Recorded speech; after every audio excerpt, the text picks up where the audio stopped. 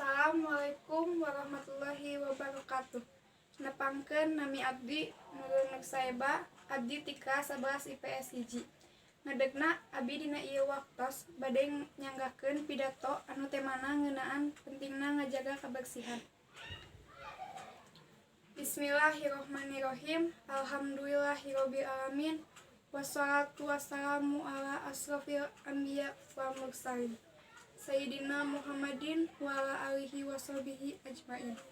Hadirin sadayana, dina kasempatan ieu abdi bade nyanggakeun pidato anu temana ngeunaan pentingna ngajaga kabersihan.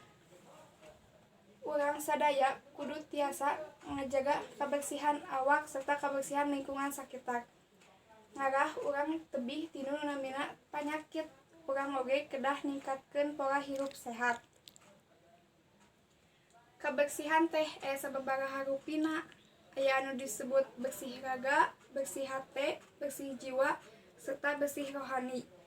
Urang kudu bersih sadayana, sabab bersih raga hungkul mah percuma pamiragana bersih tapi hatena kotor mah sambi sareng bohong.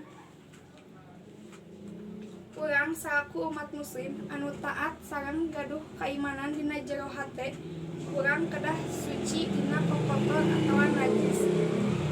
Allah mah resep ka jalma anu bisa ngajaga kabersihan awak serta kabersihan lingkungan sakitarna. Dina hadis oge disebatkeun yen kabersihan teh merupakeun sebagian dina iman. Kukituna urang sadayana kudu tiasa ngajaga kabersihan awak serta kabersihan lingkungan sakitar ngarah jauh tidur namina panyakit. Mung sakitu nu tiasa kusim kuring didugikeun, hapunten bilih aya karapatan. Wabillahi taufiq wal hidayah. Wassalamualaikum warahmatullahi wabarakatuh.